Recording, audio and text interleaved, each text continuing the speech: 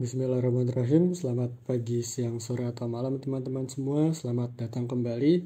Pada kesempatan kali ini kita akan kembali membahas materi UTBK dengan sub mata pelajaran penalaran matematika. Pada hari ini kita akan membahas sekitar 2 teks dengan total soal ada 8 soal. Kita langsung aja masuk ke soal yang pertama. Teks pertama kita diberi masalah mengenai jarak di suatu peta jalan. Di sini dibilang kalau ada tempat wisata dari letter A sampai letter F.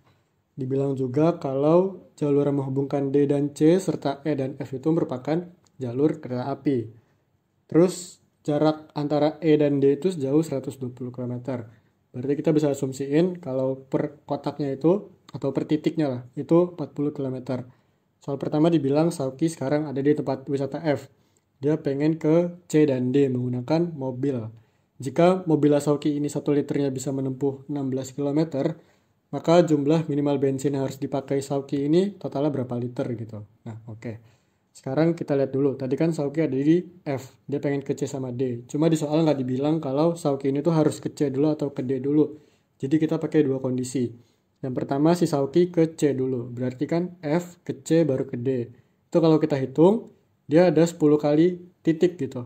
Jadi kita pakai titik, jangan pakai kotak. Jadi F terus ke C itu kita hitung satu-satu itu ada 10 titik. Sedangkan kalau dia ke D dulu, berarti FDC itu ada 9 titik. Nah, di soal ditanya jarak minimal gitu, berarti yang paling kecil kan. Jadi otomatis kita pakai FDC gitu, 9 titik. Tadi satu titiknya 40 km, berarti 9 kali 40 jadi 360 km. Itu buat jarak totalnya. Nah, yang diminta tadi liter bensinnya. Si mobil Sauki ini bisa 16 km per liter kan. Berarti 360 km kita bagi sama 16 km. Jadi liter yang dipakainya itu 22,5 liter yang opsi B. Soal kedua masih di teks yang sama. Di sini ada seorang turis. Sekarang turisnya lagi berdiri di tempat wisata D. Terus turisnya ini tuh pengen ngerasain semua tempat wisata yang ada. Dan at the end dia bakal kembali lagi ke tempat wisata D. Terus harga tiket bus ini 20.000 per 10 km. Dan harga kereta api yang menghubungkan FE dan CD itu 150.000 sekali jalan. Yang ditanya adalah berapa sih biaya total minimal yang harus turis ini spend gitu buat bisa ngerasain semuanya. Oke, sekarang turisnya ada di tempat wisata D. Berarti dia harus ke C pakai kereta. Terus dilanjut lagi tuh dari C ke B pakai jalur darat pakai bis. Terus dari B ke A pakai bus lagi. Terus A ke F juga pakai bis. Dilanjut lagi F ke E dia pakai kereta, dan terakhir E ke D dia pakai jalur darat lagi, pakai bis gitu. Nah, kalau kita hitung, CBAF itu tuh ada 11 titik gitu. Terus ED itu ada 3 titik. Berarti CBAF 11 dikali 40 jadi 440 km. Kalau si ED itu 3 titik dikali 40 jadinya 120 km. Tinggal kita jumlahin aja, berarti total jarak di darat itu pakai bis 560 km. Sekarang kita cari biayanya. Tadi dibilang kalau biayanya itu 20.000 per 10 km. Berarti 560 km kita kali sama 20.000 kita bagi sama 10. Jadi biayanya itu pakai bis itu 1.120.000. Itu baru jalur darat aja. Sekarang dia tadi kan pakai kereta tuh buat CD sama EF. Tinggal kita hitung aja. Berarti 2 kali perjalanan kereta 2 dikali 150.000. Jadi 300.000. Tinggal kita jumlahin aja. Berarti biaya totalnya itu 1.420.000 yang opsi C. Soal ketiga, soal paling gampang, di sini diminta berapa sih panjang rel kereta api yang menghubungkan tempat wisata E dengan tempat wisata F. Kita lihat lagi ke gambarnya. Kalau kita perhatiin, kita anggap sebagai segitiga gitu. FE itu kan sebagai sisi miringnya. Berarti kita bisa pakai Pitagoras. Tinggal kita masukin aja angka-angkanya. Berarti akar dari 40 kuadrat sebagai atas dijumlah sama 80 kuadrat sebagai tinggi. Jadinya akar 1600 jumlah sama 6400. Jadi akar 8000, jadi jaraknya itu 40 akar 5 yang opsi D. Soal keempat, soal terakhir di teks pertama ini, di sini Adia berada di tempat wisata D dan bakal berangkat ke tempat wisata A. Cuma dia singgah dulu di tempat wisata E selama 2,5 jam. Jika Adia berangkat dari tempat wisata D pada pukul 7 dan nyampe di wisata A itu 13.30, maka ditanyain adalah berapa sih kecepatan rata-rata dari mobil yang dikendarai sama Adia. Oke, kita lihat dulu dari rutenya. Berarti kan dari D ke E terus ke A. Itu kalau kita hitung totalnya ada 6 titik. Berarti jaraknya itu 6 dikali 40 km. Jadi 240 km. Itu buat jaraknya.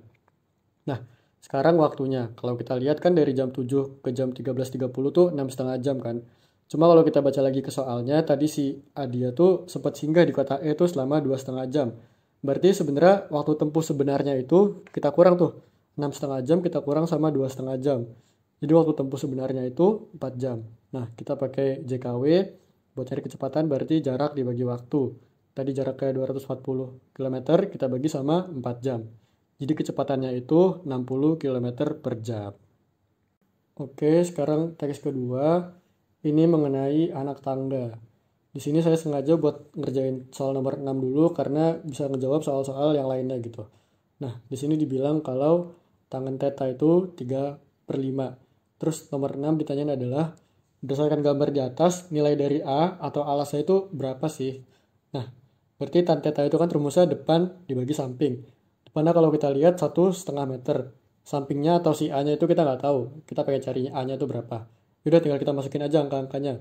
Berarti 3/5 bakal sama dengan 1,5 per A. Jadi kita kali silang 3A bakal sama dengan 7,5. Jadi A-nya itu sejauh 2,5 meter atau 250 cm yang opsi E.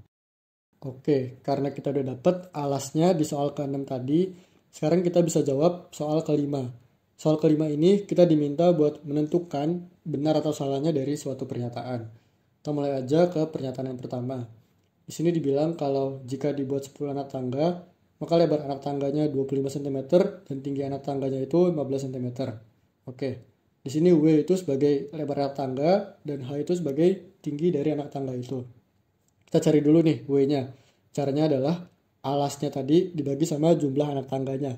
Berarti 250 cm bagi sama 10. Jadi per anak tangganya itu lebarnya itu 25 cm. Sekarang ke tingginya. Caranya juga persis kayak tadi. Berarti tingginya 1,5 meter dibagi sama 10. Jadi per anak tangganya itu 15 cm. Karena pernyataan pertama persis, otomatis benar. Sekarang ke pernyataan kedua. Jika dibuat 8 anak tangga, ukuran ubin keramik dapat menutup penuh permukaan pijakan anak tangga. Caranya juga persis kayak pernyataan pertama tadi, kita cari dulu dari lebarnya. Berarti alasnya dibagi sama jumlah anak tangganya, kita dapat kalau per anak tangganya itu 31,25 cm. Sekarang ke tingginya, 150 cm dibagi sama 8 anak tangga. Berarti per anak tangganya itu 18,75 cm. Sekarang kita baca ke soal. Di sini dibilang kalau ukuran ubinnya itu 30 cm dikali sama 30 cm.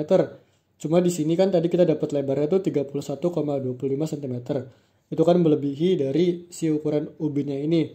Berarti otomatis salah gitu. Jadi pernyataan kedua ini salah. Sekarang ke pernyataan terakhir. Yang ditanya adalah banyak ubin yang diperlukan untuk membuat permukaan 10 buah anak tangga adalah 200 ubin. Caranya adalah luas permukaannya itu kita bagi sama luas ubinnya dikali sama jumlah anak tangga. Kita baca ke soal, kalau lebarnya ini kan 120 cm. Terus karena di sini pakai 10 anak tangga, berarti kita pakai yang diketahui di pernyataan pertama tadi. Jadi lebarnya dikali sama lebar anak tangga ditambah sama tinggi anak tangga. Berarti 120 dikali sama 25 ditambah 15 per luas ubinnya. Tadi 30 cm kali 30 cm dikali sama jumlah anak tangganya 10. Ternyata kita tuh cuma perlu sekitar 53,3 ubin gitu, nggak perlu sampai 200 ubin. Jadi pernyataan ketiga ini salah. Jadi opsinya itu yang C, benar salah-salah. Oke, soal ketujuh. Di sini dibilang kalau satu lusin ubin dijual seharga 210.000 dan tidak dapat dibeli satuan. Jika pemilik gedung berencana buat memasang 10 anak tangga, maka banyak minimal ubin yang dibeli itu berapa lusin? Sebenarnya ini tuh kita tinggal ngelanjutin dari pernyataan ketiga soal kelima tadi.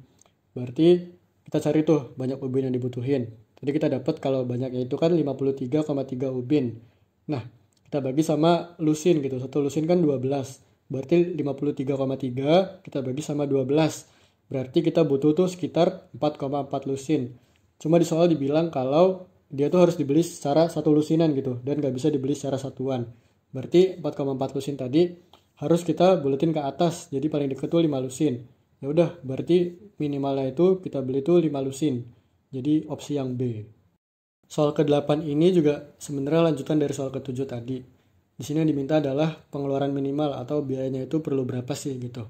Nah, di soal ke-7 tadi kan kita dapat kalau ternyata tuh butuh 5 lusin gitu. Di sini dibilang kalau satu lusinnya itu harganya 210.000. Ya udah tinggal kita kaliin aja.